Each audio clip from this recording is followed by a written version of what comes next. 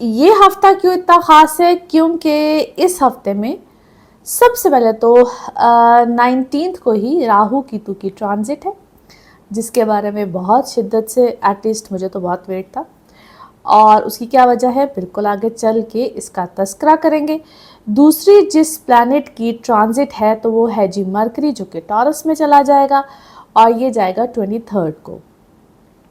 अब ये जो एक बहुत बड़ा चेंज आ रहा है राहु केतु का, सबसे पहले आज आगाज में ही थोड़ा सा मैं इसको एक्सप्लेन कर दूं, उसके बाद एरीज टू पाइसिस क्या मामला आएंगे, हम इसका बिल्कुल इन डिटेल बात करेंगे।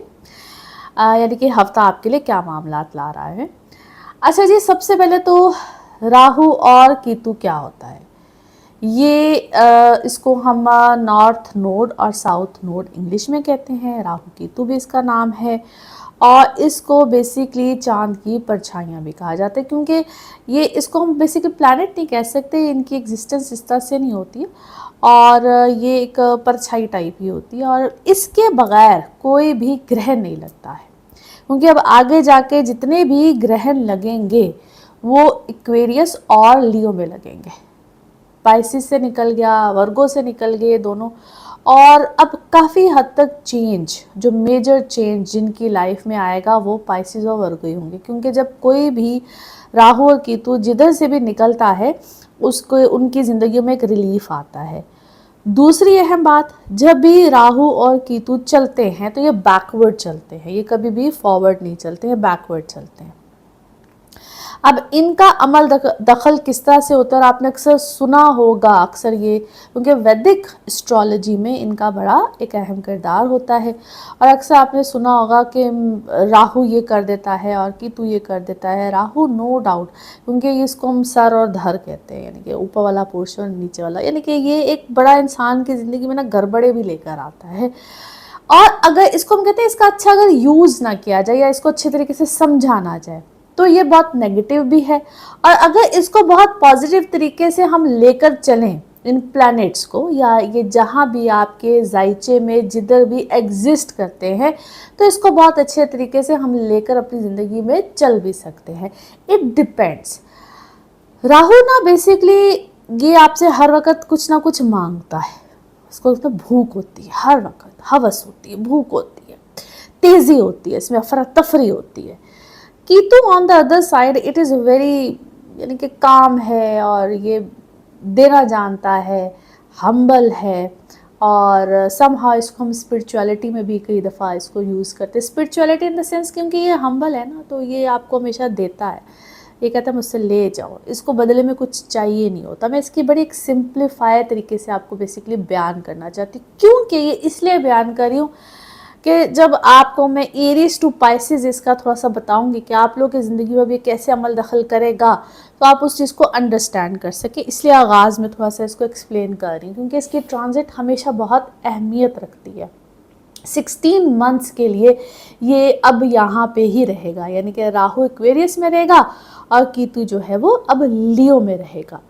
और इनकी ये पोजीशन जब भी हम ट्रांजिट में देखें या किसी के जायचे में भी देखें तो it is good, not bad, ये अच्छी होती है, बुरी नहीं होती है, अच्छी होती है। अब ये किस तरह से होगी, कैसे होगी, आगे चल के आपको इसकी डिटेल समझ में आना शुरू हो जाएगी।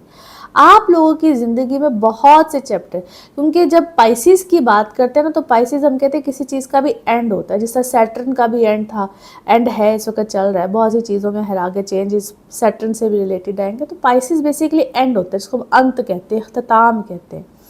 और अब चूंकि ये चलता ही बैकवर्ड है, या इसकी अब चलना ही इसने बैकवर्ड है, तो इस राहु केतु की एक जो डायरेक्शन होती है ना, ये और तरीके से चलती है। एनीवे, अभी आप लोग की ज़िंदगी में अगर हम सिर्फ राहु से रिलेटेड है, जब राहु इक्वेरियस में आता है तो क्या करता है, और केतु जब लियो में आता है तो क्या करता है।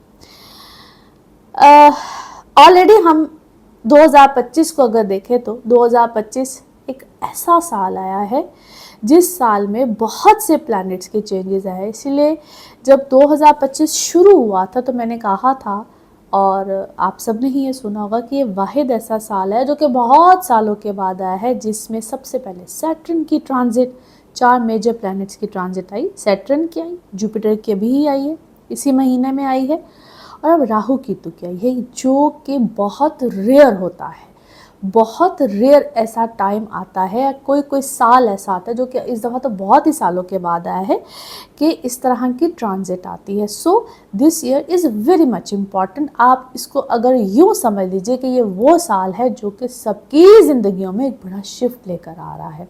ये वो साल है जो कि आपके जो हमने जो पास्ट में जो वट एवर वी डिड, जो भी हमने किया होता है, अच्छी चीज़ें हैं तो उसके अच्छे नतीजे हैं, बुरी चीज़ें हैं या बुरे कर्म कहते हैं, आपकी डीड्स कहते हैं, तो उसके आगे से रिजल्ट्स कुछ अच्छे साबित नहीं होते हैं। और मैं ये वर्ड या ये लाइन इसलिए बोल रही हूँ because this is actually the border, boundary. ये जो महीना ख़ास तौर पे चल रहा था, कभी कभी होता है ना कि वी शुड एक्चुअली, हमें उसको ठीक कर लेना चाहिए।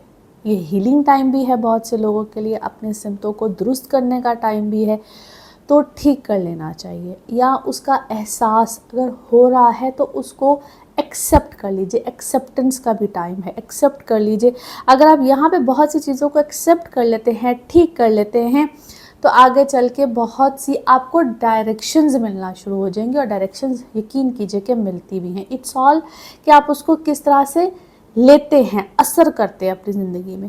जिस तरह मैंने अभी कहा कि राहु बेसिकली क्या करता है, राहु चूंकि जिस घर में अब जा रहा है वो है ही सैटर्न का घर। एक्वेरियस किसका घर होता है, सैटर्न का घर होता है। यहाँ पे आपको सैटर्न अब ये बताएगा, सैटर्न कहाँ पे है, जुपिटर के घर में, यानी कि पाइसिस में है। मैं ये थोड़ी सी लंबी बात या आपको सॉरी प्लैनेटरी पोजीशन, मुझे पता है बहुत से लोग सुनना पसंद नहीं करते, बट मैं बताना पसंद करती हूँ। अब वो कहाँ पे है, वो जुपिटर के घर में है। जुपिटर यानी कि आपको ये चीज़ें समझ आएंगी, डायरेक्शन मिलेगी, अक्ल बुद्धि हर चीज़, और स्पिरिचुअलिटी यहाँ पे आप बहुत से चीज़ों में देखेंगे। दूसरा इसका जो ड्रॉबैक मिलता है, बहुत से लोग, sorry for using that language, लेकिन बहुत से लोग इस चीज़ को ना जिसको हम कहते हैं ना कि थोड़ा सा मैनिपुलेट भी करते हैं, अपने धंधे के तौर पे भी यूज़ करते हैं। हर चीज़ में पता हो, अता हो, पता हो, ना पता हो, हर चीज़ में इसको डालेंगे कि भाई हमें ही पता है। यानी कि आप बहुत से ऐसे चैनल्स देखेंगे, बहुत सी ऐसी चीज़ें देखेंगे जिसमें आपको सिर्फ बातें ही सुनने को मिलेंगी। हर कोई इस चीज़ को, इस चूरन को बेच रहा होगा। मुझे सिर्फ ये बातें करनी इसलिए ज़रूरी है कि कभी कभी ये प्लैनेट्स क्या करते हैं, हमारे इर्द गिर्द क्या करते हैं, it is very much important. आपने क्या करना है, यहाँ पे समझना है, अपनी अकल भी यूज़ करनी है और देखना है कि who is right and who is wrong. ठीक, सो ये कुछ चीज़ें हैं जो कि आपको एक्सप्लेन करना बहुत ज़रूरी था।